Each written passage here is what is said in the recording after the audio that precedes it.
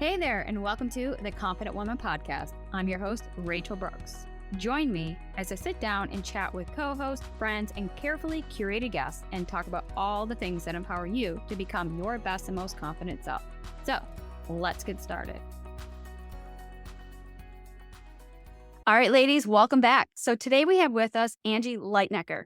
Angie is a former teacher of first grade, and she had been for 13 years. So of course, there's lots to talk about there, but she has transitioned from a teacher to a mentor to an entrepreneur. And today we're going to give you an incredible conversation really about the journey, but more importantly, the school of life, all the things that we're going to talk about and just take that deep dive in. So I'm going to pass the mic to Angie for her to tell us a little bit more about herself and the journey that led her to where she is today.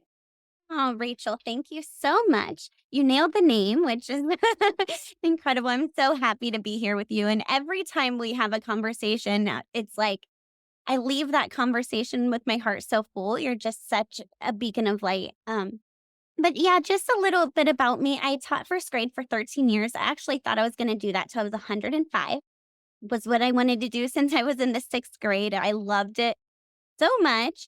And then in 2009, my father passed away, and it's, really one of those moments that makes you pause and you reassess everything in your life. We lost actually quite a few people in my family in a short period of time. And so it was just one of those moments where you realize how ill equipped you are to do life. Like, how do you grieve? And my mom was grieving a lot. And so fast forward, I honestly did not know the whole world of personal development existed. Like everything you're doing with the confident woman group and all of that, I had no idea that there was this whole world of personal development. But it just took really trying to figure out, what do you do? Like, how do some people go through hard things and they end up doing these extraordinary things? And then some people go through hard things and it seems like their life just that's like the end of the road. And so I just remember walking to my back door of my classroom being like, okay, I'm going to have to figure this out. Like, my everybody in my family's hurting. I'm hurting. Can there be happiness on the other side of difficulty? And I just never imagined that this whole world would unveil itself of, mindset and subconscious programming and nervous system regulation and community and belonging and faith and ev- everything. Like, this whole world opened up, and I just became super obsessed with it, to be quite honest with you. I call myself a self-help junkie. I'm just obsessed with personal growth and transformation. I'm obsessed with the power of human potentiality and the power that we all have inside of us. And so, long story short, I've just spent the last many years just creating containers where we all can learn and grow together. So, it's a little fast track of it. Yes. Oh my goodness. I can relate to so much of what you shared. I think sometimes it takes those big, heavy moments of something catastrophic or the magnitude of a loss to really set the ball in motion. And like you said, some people use that as fuel to create a better life, realizing that, our loved ones are, their lives were cut short. And, we ask ourselves, like, is this what we're living for? And so, taking those two choices, and I always go back to like one of my favorite poems is by Robert Frost, the road not taken, and where there's you're at the crossroad, right? You're at a fork in the road. And you're like, okay, I'm at the cusp of loss. It's like, so where do we go? Right. So you can use that example for almost anything in life because we're always given those two choices. And like you said, you can have that one where it's like, I'm going to make something incredible of myself, or this could just basically be the downfall of my entire existence because I don't know who I am without that individual or without that business or without this identity. Right. So much of what we go through life, we hold on to. So having, coming from that experience that you had witnessed and experienced as well, it's like you had a choice and you dove in. And that's where you became all in on personal growth, the development aspect of it, and looked at it as now I'm going to improve my life and make something better of it because I want to outlive and carry on the legacy of somebody who I just lost that was near and dear to me. And yeah, I can definitely relate to that because in 2010, I had lost my brother. And so that was a sudden devastating loss as well. And that was really the pinnacle of my personal growth and change. However, I didn't recognize that until years later. Like, because sometimes you're just in that moment of grief and loss and the heaviness, and you're like, I mean, we're already trying to figure life out as it is without these things, right? So it's like, mm, where do we go from here? Yeah. Yeah. Yeah, and that's really become one of my biggest hopes is that we don't have to have those moments. Like for so many of us, that is that the catalyst for us to just really peel back the layers and look at our lives. But my goal is that we don't always have to have those, fall on your knees, bathroom floor moments before you're like, you know, but just as you were saying, a lot of the things we don't learn about when we're younger. We don't learn about our identity. We don't learn about I call it the soul spark. We don't learn about like our gifts, our talents, our abilities, our strengths, our like the inside out living. And I love you and I were talking about, the shirt inside out. So often I think we're raised with the paradigm or programming of outside in living versus the inside out. It's like we make the brownies and then we decide to put the eggs on at the end, instead of mixing them in the recipes backwards every time. And so, just peeling back the layers and just getting back to that essence of who are you? What do you love? Like, you and I were just talking about that too. What's meaningful to you? What do you want your life experience to be? What matters to you? And living from that, because when, your identity is contingent upon anything outside of you, whether it's a parent, whether it's a relationship, whether it's a role, like you're, have a certain career and you identify it with that as your identity. Then what happens if our identity is contingent upon something outside of us? It Mm. always can be taken away. But when we create an identity that is solid on the inside, then it's something that, it's always there. That flame is always there. So that's one of the things I know you and I have the most fun talking about. We go on and on and Yes. on and on about this, but yeah. Yeah. And to your point, it's like, I think for me, well, okay, so I think at this point, when I had lost my brother, I didn't even understand what identity was. And so I share all this is in my book as well. So it's kind of like this, I love to pull pieces from it because these are just real life stories and the experiences that help shape not only me, but like everything the ripple effect afterwards, right? From like the things that I've created to the people that, I work with to the community, like everything. Had that one moment in life, my life not had happened, could I say that I'd be here today in all the things, in all the lives that I have touched since that point, right? So it's kind of like that's where that whole ripple effect comes in. So for when I had lost my brother, I mean, goodness, it was like I barely even had any sort of light in my life. Like I was going through life. I was very miserable and at a place of just like self-loathing and had struggled really internally, mentally and emotionally with a lot of the battles that I had fought, internally as well. And so he was like my only light. Like that was my world. My brother and I were like growing up as like best friends. People thought we were like twins and like his friends were my friends and vice versa. So it's like when his loss came about, it didn't just shake our family, it, like, shook me as my personal experience to the core that I began to say, "Then who am I without him?" Because we were always like, that was us growing up, and so, yeah, it was just a big, big life-changing moment that really made me take pause and question not only what am I here for, but who am I?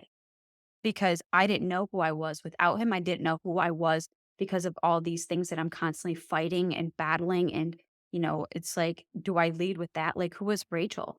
And so, yeah, I think, kind of similar to you. Did you experience something as, when you lost your father? I mean, that's huge as well. Yeah, for sure. And It's interesting because I remember like coming across this work of like, who are you? Mhm. And I literally couldn't come up with an answer outside of a role. Like, Mhm. Same. not one answer could I come up with outside of a role, A title, right?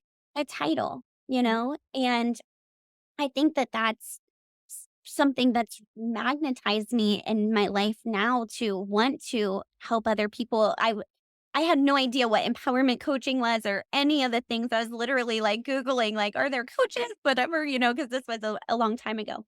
And I just was I was like, maybe I'm not the only person who doesn't know. Like, am I the only person who doesn't know this? Maybe I'm the only one? And then I started to look at my role as a teacher and realizing, like, wow, if I don't know these answers, how on earth can I help my students? You know? Mm.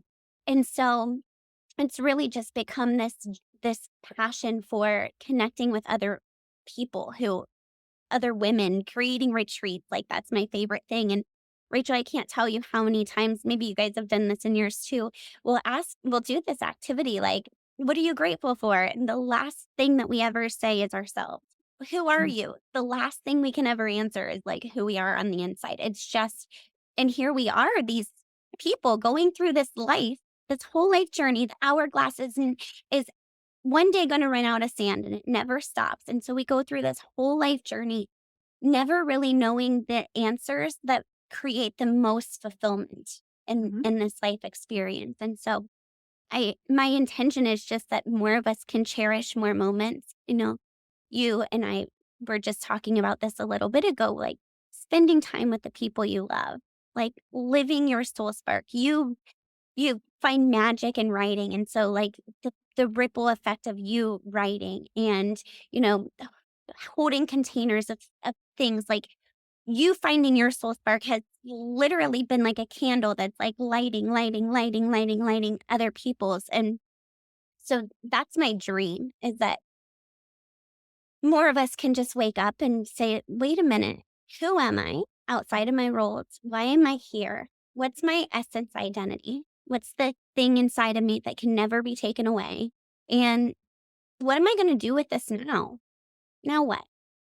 Because life does have challenges and it's always, as you just said, the fork in the road. It's always the now what? What am I gonna do with this now? So Right.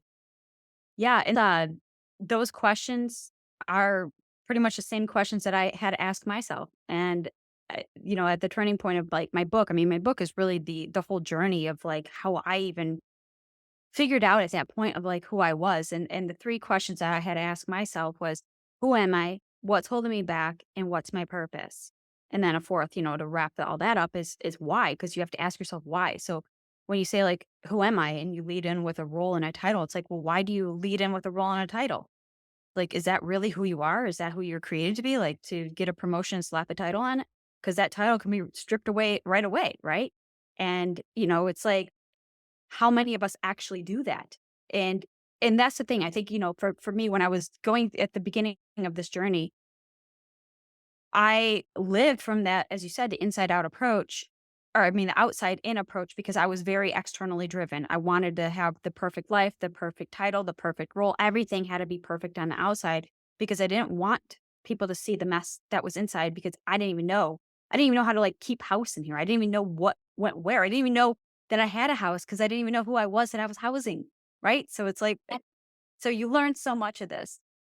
And having those roles and identities, and titles is that was probably the biggest, like, what is it, like a stumper, one of those stumper question things or whatever, I can't think of it right now, but when somebody says, "Who are you?" and you're like, "Okay, I'm this," and you leave with the title. And it's like, "No, but who are you really?" And it's like, "Okay, well, I'm this." And it's like, "No, again, you're giving yourself away, like, you're somebody's." Obviously you are a daughter or a wife, right? So you're giving them the power to define you. It's like, okay, but what if I wasn't their daughter or somebody's wife? Then who are you really? And it's like, I don't know. Like, chill. Stop asking me these questions. Like, what are we getting at? And I remember being so annoyed by that, but so grateful now looking back because it really challenged me to go further in the depths of asking why, right? So, who am I? all the way down to I went down to the core beliefs of who I am and like what I stand for, what I believe in, the integrity, the honesty, the transparency, like all of that stuff is because I hold that near and dear to who I am. But I would never have discovered it if I just kept leading with the roles and, "Hi, I'm an entrepreneur and I'm my husband's wife," like, and I'm my parents' daughter, like, you know what I mean? So it's like, where was that for me? So, taking those layers and asking yourself why. Why do you believe that? Why do you settle for that? Why do you accept that? Why? And the more why you can ask yourself, the further you go down and funnel down to your core identity, which is what we're here to talk about as well. Yeah. Yep. Well, you and I know I'm going to bring up a trigger subject potentially, but you and I met a month ago, 4 weeks ago, and I was in like grieving mode because I lost a mentor, and he was somebody that I really looked up to. I admired a lot, and he was someone who, from the outside, and even the people who know him the most would say he's like the most positive person. Like he is the epitome of success. You look at him, he has like checked all the boxes. And he ended up losing his life to suicide. He took his own life. And so it like rocked the the rug out from so many of us, right? We're just like, how is this even possible? But what you and I were talking about is it still comes back to the identity. Like there's nothing that's gonna fill you call it, you could call it a God-sized hole, you could call it a whatever, but there's nothing externally that could fill this thing if it's not filled. It's like it doesn't matter. And so when this is filled from the inside as a full cup, then it makes everything. Like this was like the prime example to your point of what you're talking about. You could have all the boxes checked outside. You could have the financial success, you could have the relationships, you could have the things, you could have the whatever, the airplane, the thing, but it doesn't matter if we don't know how to feel the feels, if we don't know how to come back to ourselves, to our values, to know who we are, to know what we stand for, and to know what we don't stand for, to know what aligns with us, to know what doesn't align with us. And it's just this has been like a huge conversation in our community lately because that's the prime example to your point of what, you were just saying.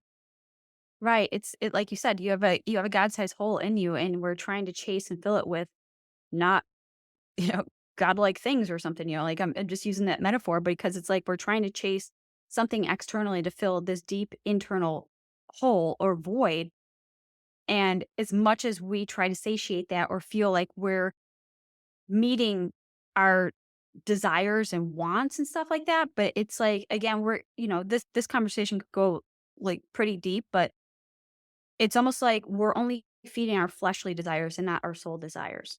Mhm. And so when we're going through this world satisfying the flesh while the soul is still longing, you can't satisfy that from the outside world. And that soul is what is within. I mean, that's literally like the way I kind of see it is kind of like the spark plug of your body, this vessel that the soul resides in.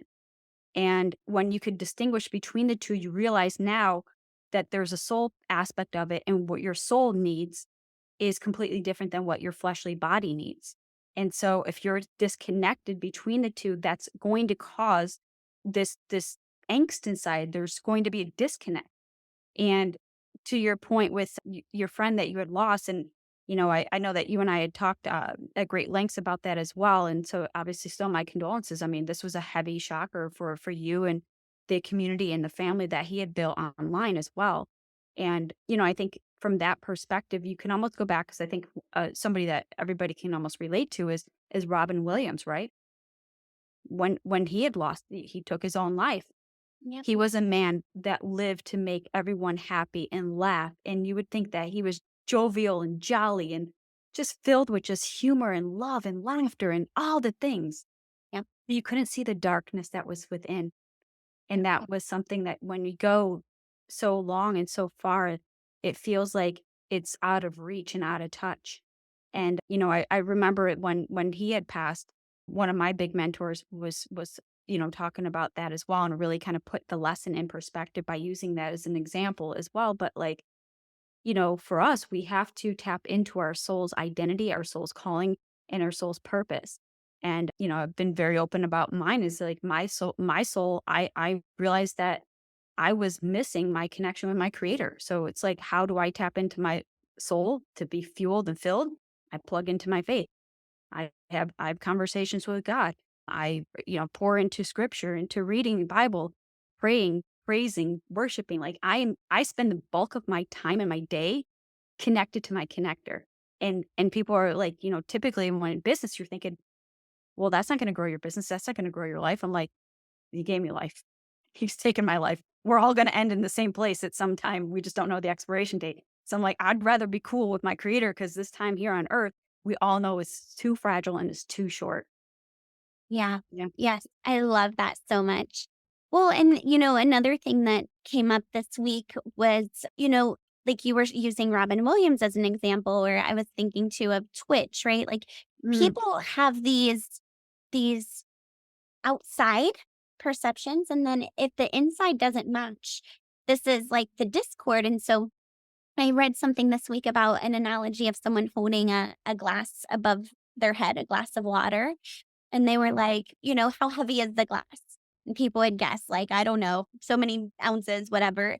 And the answer was, it depends on how long you hold it, right? So it's like, it's not very heavy if you're trying to fill this, whole, like if you're holding it up there for a little bit, that's one thing. If you're holding it up there for a day, a week, a month, if you're trying to hold it alone for a very long time, it's going to get too heavy. It mhm. becomes too heavy. And so that's why I love your work so much of the inside out living and the not holding the heavy cup alone. Like you don't have to do, you know? And so creating also communities where you can also like not have to hold the heavy cup and creating, programs, your books, everything to create containers where people don't feel like they have to hold the cup alone for long at all. And I think this work is so important. These conversations are so important. And I think a lot of people don't know that there are safe places that you can go and have these conversations and also feeling the feels.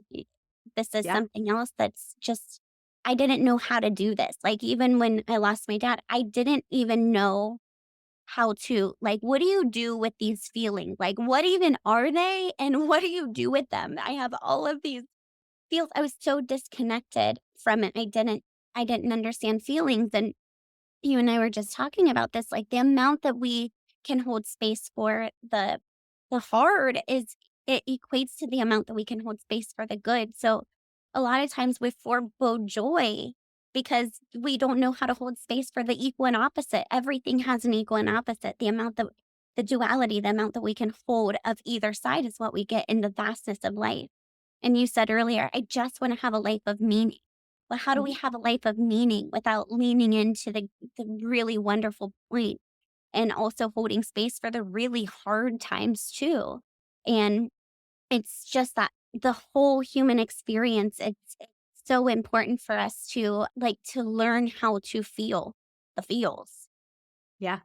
And giving yourself that space to just feel it. And I was reading somewhere and it was something about, so obviously, you know, when it comes to like emotions, right? Emotions are our regulator and our feelings are what the sensations of those translate to. And somebody, what the article I was reading, I can't even remember where this was, but just this one point just really stood out to me and still to this day is that feelings only last roughly 90 seconds. And so you just let them feel and pass through. It's almost like the best way I could describe it is almost like a meditation where you can almost watch your thoughts just gradually pass by like a cloud without having to act on them.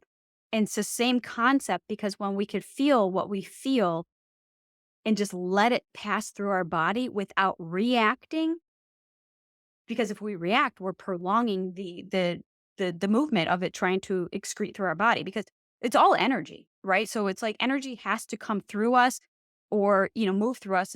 We're shifting it. So when I read that, I was like, wow, okay. So if we can just endure like 90 seconds of just crappy pain and move through that. Now, of course, it's going to be completely different with a magnitude of a loss of a loved one. But however, it's just in context is allowing you to know that those feelings are just moving through you and giving yourself the time and the space to just be, to experience them and not in a place where you're trying to shove or push them away or numb them or distract them or do whatever because that's only bottling up and prolonging the inevitable, which then when that doesn't have a place to excrete out of our body, it's no different than like shaking up a bottle of Coca-Cola. You're going to eventually open it and it's going to explode. And that's what's inside of us will eventually come out of us. And so that's kind of again the whole inside out approach because if we're keeping house on the inside and we're taking care of ourselves, our soul's needs, our internal needs, our mental needs, our emotional needs.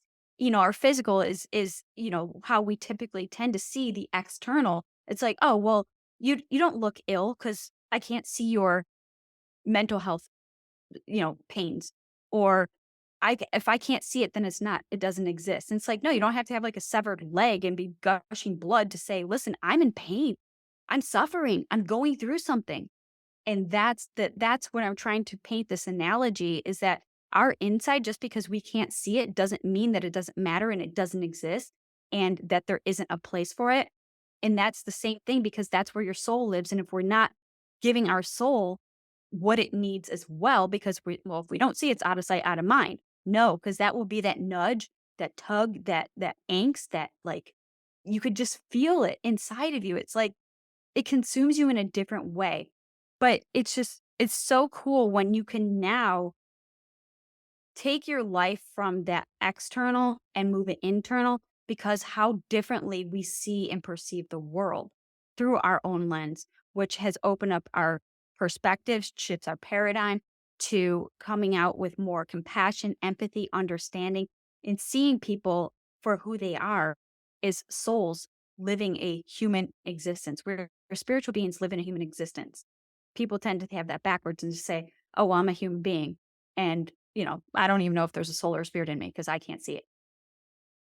Yeah. Yeah. Yeah. It's Me wild. too. I know. Well, and to your point, I think about this all the time. This is why I'm so passionate about teaching this to kids because if you think about it, when we were younger, we knew to express emotion. Like a child just innately will throw a temper tantrum and they're like, "What? I'm trying to express emotion, energy and motion. I have emotion, I'm expressing it." And then over time, what do? We're like, no, no, don't throw a fit. Oh, you're gonna go on timeout if you have a fit and all the things. And suddenly over time, we learn, we are Yeah. conditioned to not express emotion. So then we suppress emotion. And what is disease? It's a body not in ease from suppressed emotion. And so I think even just tiny things like that we tend to be like, just bypass them, but those are the little things that if we learned when we were young that it's okay to feel your feels, it's okay to have emotions, it's okay. It's just as wonderful to be happy as it is to be angry. Like it's the same. They're both emotions. They're normal. One is not happy is not good and angry is bad. It's not like that at all. It's happy is an emotion and anger is an emotion. Sadness is an emotion. It gets to flow too. And to your point about the welcoming it, what we resist persists in anything, whether it's thought, whether it's emotions, like anything in our life, what we resist persists. And so when we can begin to welcome and be like, oh, there you are, sadness. Like you're telling me something. It's just a feedback mechanism. And so if we're like, again, the fork, right? One side of the fork. Oh no, the sadness. I don't want to feel the sadness. I always feel the sadness. Now I'm going to judge the sadness. Now we're putting more motion. We're putting more movement. We're putting more momentum towards the sadness, and we don't want to do it. And we resist it and we suppress it. And no, it's this big ball of sadness energy versus, oh, I'm experiencing sadness. Maybe there's a thought that's correlated. Oh, it's telling me something. I think I'm curious was another thing you had when you were young. I'm curious about this sadness. What is it telling me? Oh, it's telling me that my feelings were hurt from this. And then it goes. bye-bye. Like, it came, it left, versus not knowing about our feelings or our emotions and how to express them. And so we tend to, just like you were saying with Robin Williams, like, we just we don't wanna feel the feels. We just learn, we become conditioned over time to not feel the feels when it's just part of the human experience. We are spiritual beings having a human experience, and part of that human experience is we have thoughts, we have feelings, we have emotions, we have a physical vessel that allows us to take action, and so we can't negate any parts of it. We can't negate the thoughts that wanna pass by. We can't negate the feelings that wanna pass by. So, I just feel like it's like we learn about everything growing up except for, like, our software, our hardware of who we are as human beings, back to spiritual beings having a human experience, but we are in this human experience. So, Yeah, and it's so cool. Like, once you come to understand that, it's like the trivial things in life just don't even matter anymore. And I don't know if that's just, obviously it comes with age and wisdom and experience, but it's like when you can look back and say, man, why did I cry over the silliest things or get so upset? It's like throwing that temper tantrum. And I think it's almost like our inner child just wants to be seen. It's like, I just want to shout and cry and throw a tantrum. And it's like, okay, fine, whatever, just have your moment. But it's like now I find myself in the season now, of just, years later, many, many years later, where it's just like, I'm so intentional about my time and who I want to spend it with and what I'm willing to do. And there are days where it's like, before I would just bend over backwards for everybody because that's what, as a recovering perfectionist, I'm a former people pleaser. Like I wanted to make sure everybody was happy, everybody's needs were taken care of, everybody got all that they can of Rachel, but there was nothing left for Rachel. And that destroyed me. But it's like, I even now as I say I'm a recovering perfectionist, it's like I don't even like saying that because it's like I've just recognized that there's things that I'm willing to be flexible on, and there's things that I'm being more firm on. But it's just, I don't necessarily hold that to my identity. These are just pieces of me. And I think that as we go through life, realizing that we are so interconnected, we are woven pieces of like cloth and fabric. Like there's all this stuff that intertwines into our DNA. So it's not limiting us to just that one thing. So when it goes back to our identity isn't one thing. And that's one of those questions. I was just chatting with somebody earlier today, and I was telling him, I'm like, listen, there's that whole concept of do the one thing, your one thing, one, one, one.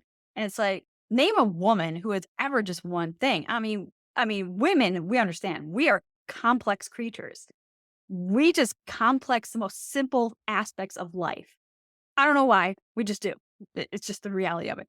yeah. And we all want a simpler life, but yet we complicate it. I don't know. Mhm. It's so true. Weird. The Well, juxtaposition, right? It's right. but And we're all it so different too. I've been so fascinated with like the various like ways you can learn about yourself, right? There's the yeah. Enneagram, there's the strength finders, there's things. And it's the other thing is that we're not all the same. We all have different designs. We are both all divinely designed, every single one of us. And so really just giving yourself permission to be you, and it doesn't have to look a certain way, and just as you said earlier too, you can be in different seasons at various parts of your life too. There might be a part of your life where you're, like, solid in something, and then you're like, "Oh, okay, well, in this, I wanna go this way," and then you're like, "Okay, I'm doing this." Like, give yourself permission to go through seasons. Give yourself permission to just be you. Give yourself permission to just explore. Give yourself permission if you want to cry, to cry. Give yourself permission to put yourself in rooms where you feel the most alive. And I use the silliest probably analogy ever, but I'm a first grade teacher by heart, so my brain just goes like this, but I really feel like life is always playing hot and cold with us. That game when you were a kid where you're getting warmer, you're getting warmer, you're getting warmer, and you're getting colder, you're getting colder, you're getting colder. And energy is perpetual. There's a perpetual transmutation of energy. It never stops. So we're always going in one direction or we're going in the other. And so it's like if something feels good to you and in alignment with your soul spark and in alignment with who you are and what you want, and you're getting warmer, do more of that. And if there are things in your life that don't feel good to you, they don't align with your soul, do less of them. Get more towards the getting warmer. Get if you love spending time doing, spending time with certain people or doing certain things or being part of your collective or whatever, and it feels good when you do that, good, do that. And then in another season, if you feel like doing something, do. And so I feel like so often we make life this stringent thing. Like either we're broken, we think we need fixing, but want to like we make ourselves be the biggest personal development job because I told you I'm obsessed with personal development. And so then I found a time where I was like, okay, I need to do this and I need to do this. No, just play hot and cold with life. Your soul always knows. It Yeah. always knows. And when we can tap into that inner knowingness, that intuitive nudge of this brings me joy. I'm going to do more of it. This brings me less joy. I'm going to do less of it. And just start enjoying the game of life. That's my biggest, I don't know. But you're right, you're spot on because it's like, if we're constantly trying to find the next best thing instead of just flowing with life as it is and not, being so resistant to it because like you said, what you resist persists because obviously there's a lesson, there's something that we need to learn from there. And you can pull the analogy almost like a video game. It's like we can't get to that next level until we've learned, what we needed to in this lesson as well. And, I look back at my life as like a through line and those listening as well. I mean, take this into context. It's like look back at your life and you'll realize that you actually operate in seasons, just like the 4 seasons of the year. It's like I don't know how, I mean, even if you're living in a place where it doesn't have the 4 seasons, but you think of like quarters, right? If we're going from a fiscal year. So we have our quarters, quarter one, two, three, and four. I've recognized that there's just certain seasons that I'm in per year and they constantly evolve, which is great because I can look back and say, wow, there was a season of growth because I'm not the same person I was even last week to a year ago to 2 years, five, and so on. Because that's the beautiful thing that we're gifted here is that each day is that gift and we get to grow, we get to do something with it. It's an opportunity. And it's like, be okay with that, where you don't have to be, as you said, so stringent upon this is who I am and I'm gonna, take it to the grave. And this is, it's like nobody wants to be around somebody like that as well because you're like a stick in the mud. There's no fun, there's no flexibility, there's no zigzag, right? So it's like with life, you have to open both. You can't that's why everything, like you said, as a dichotomy, everything has a polar opposite. Black and white, all or nothing. That's what extremists do. That's what perfectionists are. Hi. And so it's like, and I've learned that because it's like really trying just to embrace the gray.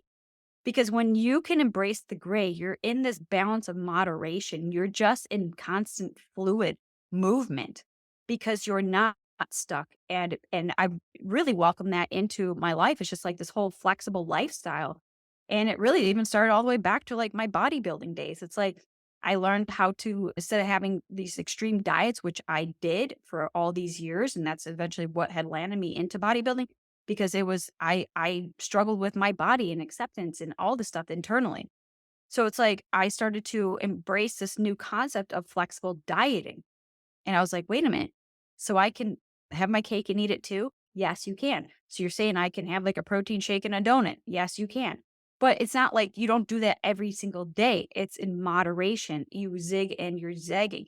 So when I learned to understand that, which technically, if I look back at the through line there, that approach has actually healed me of my eating disorders and disordered eating and the way I approach life. And so I was like, well, if I could do that with dieting, which was the biggest misconception where I would spend so much of my mental bandwidth trying to figure out like what I should and shouldn't eat because everything was considered bad and off limits and would do the complete opposite of what I needed it to. So that opened my eyes and the opportunity and possibility of like, where else am I limiting myself? Where else am I so rigid? Where else am I taking this black and white approach where it's like not conducive? It's not serving me because it's not sustainable. You can't always be on all the time. And so that flexibility came into my lifestyle. Now everything is about flexibility. I love that I could flex. I love that I can have somebody cancel on me 5 minutes before a meeting. I'm like, that is cool. Have at it. Because it gives me the opportunity to just be me and not get upset about it because it had nothing to do with me. And there it is. So I love that. I Mic love drop that you on that brought it one. up. Yes. Yeah. Yeah. Hmm.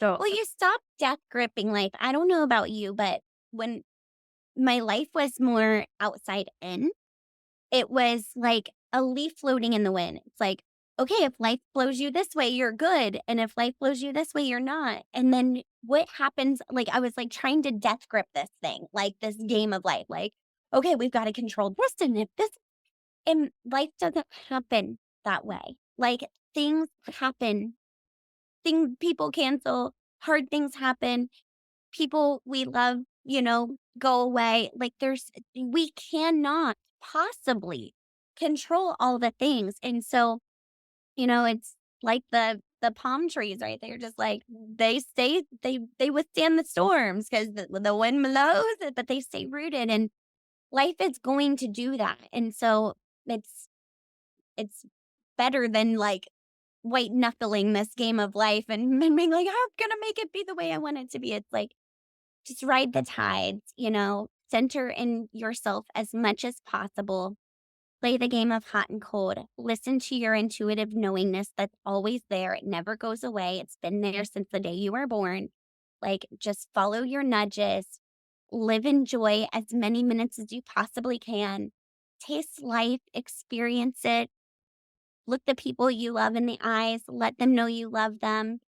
Enjoy the little middle part of the sand, as the sand's going down in the timer, like, enjoy that middle part as many minutes of every day as possible, and, get to the end of your life without living one of the 5 regrets of the dying and say, I played it. I played that game. I played all out." So, mhm. yeah. Yeah, those are great tips and kind of a great way to wrap up today's conversation because, at the end of it, we're all going to expire. It's just a matter of we don't know the time or the day. So we have such a short time here on this earth. Make the most of it. Love the most out of everybody that you can. Be kind to people all the time because you never know what they're going through. And these are just battles that are unseen. And just because you can't see them doesn't mean that they don't exist. And that's the beauty of what faith is. Faith is, in the unseen. It's believing in what you can't see, but you hope for. And that's the promise that helps me get through my life is that there's something better. And I don't know. There's never, can't say that with certainty, but it sure as hell gives me hope. So I love Yeah. and, we're here for the hope, the encouragement, the inspiration, but more importantly, we want to empower you to make those decisions and those choices that lead you to a path that isn't so heavy and hard and feeling like you're going against the grain all the time and just feeling like there is a place and a purpose for you here on this earth. And if you ever need help trying to discover it or uncover it, reach out. I mean, we're here. We are people that, just like you, have gone through certain things or are going through. And, as you go through this journey, your purpose might change in that season and being okay with that. And so, our whole point of this podcast is there to help inspire you really and help give you some tips and strategies and things or maybe even make you feel less alone and less crazy in this wild world. But you know what? We're not meant to do life alone. And that's why we're here together. We're doing this episode together. We have our communities. And I know that you have some pretty cool things, Angie. So I'd love for you to share that with our listeners as well. And anything that's like on your radar, that things that light you up that you want to share. Oh, thank you. Well, I love being here with you, and I look forward to we're both from the Columbus near Columbus area, so it'll be fun. I foresee some sort of event at some point together, but I have a community called UR, and it's YOUARE. You are your answer, basically, but we have the UR tribe. We have a UR small business sisterhood. Beginning again in April, we'll have monthly meetups in the Baltimore, Ohio area which are really fun. And then my favorite thing we have, well, a couple more things. We have Soul Spark, which are weekly meetups, a community, they're half-hour sessions, live your soul spark, and we come back together every single week to do that. And we also have a CAPE group, which is creating a powerful experience. So it's for children, for teachers, and for parents and adults. Really, anybody can be a part of it. But we have a lot of fun things. It's CAPE C with dots CAPE global, and you can look us up. You can subscribe to the newsletter, and we'll look forward to sharing more about that. Yes, and so, of course, how can people find you and follow along with you online or the website? How they can Yep, get in touch just with you? capeglobal.com or ur-empowerment.com. Awesome. So, of course, all that will be in the show notes below. So be sure to follow Angie. And if this episode resonates with you, we'd love to hear from you. Just be sure to connect and let us know. Again, this is for you, why we do what we do. And we hope that today has left you feeling inspired and empowered to go out there and create a life that you love.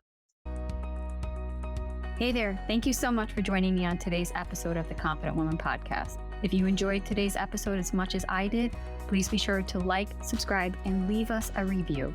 Thanks again for listening.